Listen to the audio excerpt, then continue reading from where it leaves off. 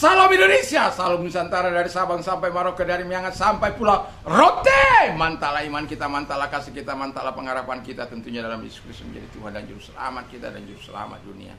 Ingat, jangan katakan bahwa Yesus itu bukan Tuhan, jangan katakan bahwa Yesus bukan Juru Selamat. Dia adalah Tuhan, dia adalah Juru Selamat. Dan walaupun di luar sana ada banyak orang berkata dia bukan Tuhan, dia bukan Juru Selamat, dia adalah utusan saja, ya, dan tidak memberikan pengaruh apa-apa. Tapi kalau engkau percaya, engkau akan diselamatkan. Engkau tidak percaya, engkau akan dihukum. Karena Yesus sudah berkata, akulah jalan dan kebenaran dan hidup. Tiada seorang sampai kepada Allah kalau tidak melalui aku. Dia sudah datang dari surga, turun ke bumi ini, naik lagi untuk menyediakan, turun kembali untuk menyediakan tempat bagi orang-orang percaya dan hukuman bagi orang-orang yang tidak percaya. Puji nama Tuhan. Dan kiranya pagi ini kekuatan Tuhan, kekuatan firman senantiasa menyertai kita, sehingga kita tetap menjadi orang-orang yang luar biasa. Dan di bawah kolong langit ini tidak nama lain yang diberikan kepada manusia yang olehnya kita dapat diselamatkan. Puji nama Tuhan. Hanya dalamnya Yesus, jadi pilih Yesus. Dan mari kita berdoa. Tuhan Yesus, kiranya Kau senantiasa membuat kami untuk terus bergantung sepenuhnya pada Tuhan. Dalam nama Yesus, haleluya. Amin. Saya akan membacakan Ayub 29 ayat 1 ayat 20-21. Maka berilah Ayub lalu mengoyakkan jubahnya dan mencukur kepalanya, kemudian sujudlah ia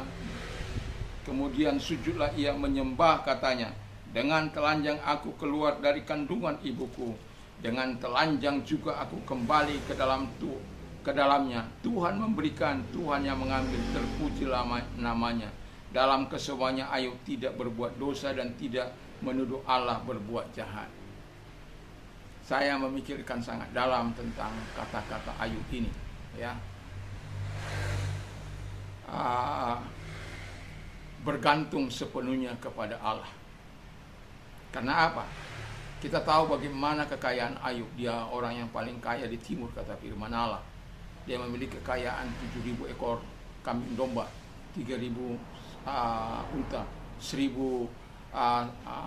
lembu sapi, dan 1.000 keledai betina saja, belum jantannya. Ya, jadi begitu luar biasa. Tetapi yang sangat miris, karena apa? Ini rentetan peristiwa yang sangat mengerikan dalam kehidupan seseorang yang hidupnya saleh, yang hidupnya jujur, yang hidupnya takut akan Tuhan, yang hidupnya menjauh diri dari segala kejahatan. Tapi peristiwa ini adalah peristiwa yang sangat mengerikan. Tuhan izinkan setan masuk ke dalam ranah kehidupan Ayub, sehingga Ayub mengalami penderitaan yang sangat luar biasa.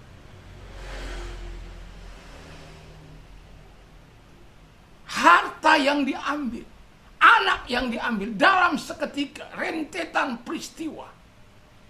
Jadi ketika anaknya pesta, kemudian angin datang merobohkan rumah itu dan menimpa pohon-pohon, dan kambing domba disambar oleh petir, dan orang-orang Seba mengambil lembu sapi dan keledai, dan orang-orang Kasdi mengambil itu, siapa itu?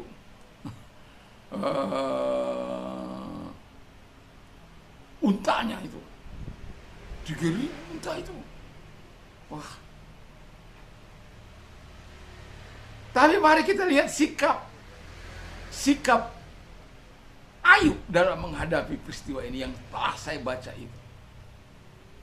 Lalu dia mencukur rambutnya dan berkata, dan di sini, dan mencukur kepalanya, kemudian sujudlah ia menyembah Tuhan. Jadi sikap yang pertama, sujud menyembah Tuhan. Terima kasih Tuhan,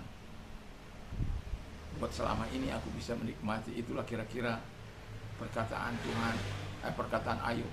Mungkin dalam bilangan air mata dan tangisan. ungkapan pribadi, kata-kata yang terdalam diungkapkan Ayub kepada Tuhan dalam sujud sembahnya kepada Tuhan.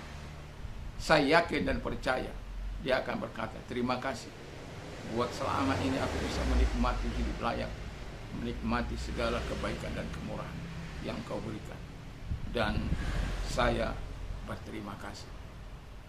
Dan yang kedua kata firman Allah adalah, dikatakan, terpujilah Tuhan. Dengan telanjang aku datang, dengan telanjang aku pulang. Dia tidak terikat kepada harta benda yang dia miliki. Dia tidak stres. Dia tidak berjalan di jalan-jalan dan ngomong sendiri di jalan-jalan.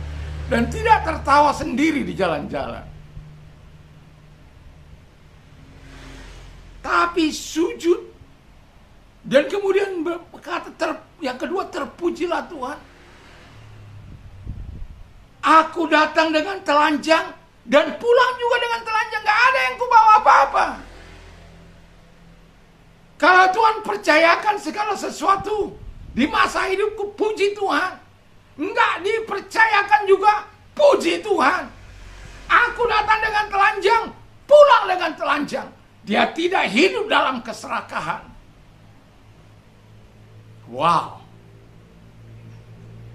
Bagaimana dia sampai memiliki sikap hidup yang seperti ini. Kembali lagi kepada dia hidup saleh.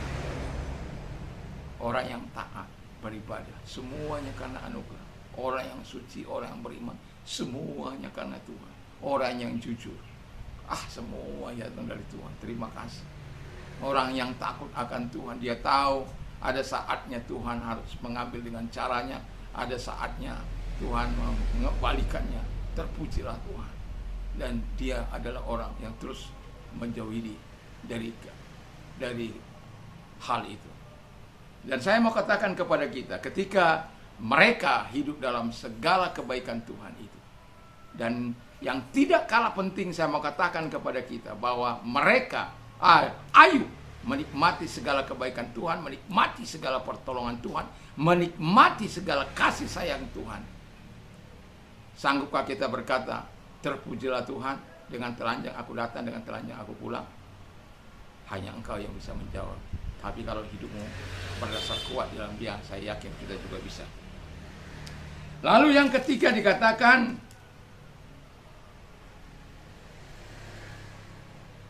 Tuhan yang mengambil, terpujilah Tuhan.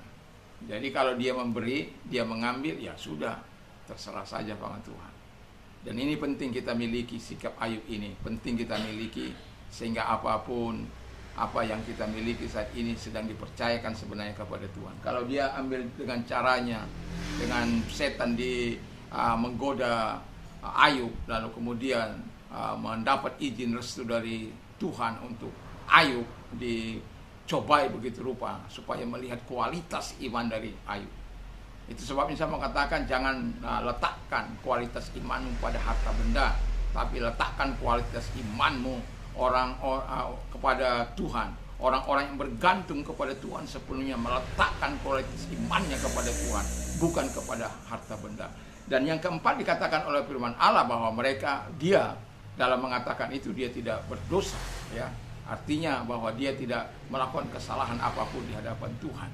Jadi saya mau katakan kepada kita, sikap kita penting dalam hidup ini, dalam menjalani kehidupan ini, supaya kita tetap berada di jalan-jalan Tuhan, tetap berada dalam kehendak Tuhan, tetap bergantung sepenuhnya dalam Tuhan. Kalaupun Tuhan mempercayakan sesuatu yang berlimpah-limpah, ingatlah, satu kali engkau akan pertanggungjawabkan itu kepada Tuhan.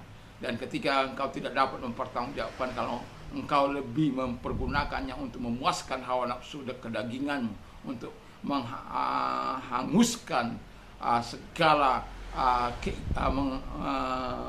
mengabulkan segala keinginanmu, maka satu kali Tuhan ingat apa yang dikatakan oleh Tuhan, sangat sukar bagi orang kaya untuk masuk dalam kerajaannya. Jangan sampai kita orang-orang yang bergantung sepenuhnya kepada Tuhan sampai mengalami itu. Dan saya yakin dan percaya Kita orang-orang yang bergantung sepenuhnya pada Tuhan. Ketika Tuhan memberkati, kita pakai untuk hormat kemuliaan Tuhan, dan kita pakai untuk bagaimana membangun kerajaan Allah di muka bumi ini, bukan justru menyakiti hati Tuhan. Dan bergantung sepenuhnya membuat kita dalam situasi dan kondisi apapun tetap bergantung kepada Allah. Kita tidak bergantung kepada harta permata, tapi kita bergantung sepenuhnya kepada Tuhan. Mari kita tunduk kepada Tuhan. Terima kasih Tuhan, biarkan kami dapat memetik hikmah dari pembelajaran dari Ayub ini Bapa di surga, dalam nama Tuhan Yesus Kristus. Kalau engkau sakit, saya mau berdoa bagimu dalam nama Tuhan Yesus Kristus. Dalam sakit penyakit yang mereka derita, aku perintahkan dalam nama keluar dan hancurkan, dan oleh bilur-bilurmu mereka sembuh, oleh kuasa mereka sembuh dalam nama Yesus Kristus. Terima kasih Bapa di surga. Kami sungguh bersyukur, kami berterima kasih kepadamu dalam nama Tuhan Yesus. Dan kau yang mengalami masalah dalam hidupmu, angkat kedua belah tanganmu, serahkan sepenuhnya dalam tangan Tuhan. Dia yang memberikan keledaan. Dalam nama Yesus, mari kebaikan Tuhan, kemurahan Tuhan datang kepada mereka, sehingga mereka bersyukur dan berkata kepada Tuhan, terpujilah Engkau yang sudah memberikan pertolongan bagiku. Di dalam nama Yesus kami bersyukur dan berdoa. Terima kasih buat pertolongan bagi mereka. Dalam nama Yesus, haleluya, amin. Tuhan Yesus memberkati kita. Mantap, mantap, mantap. Jangan lupa berdoa dan membaca firman Allah sebelum tidur. Amin.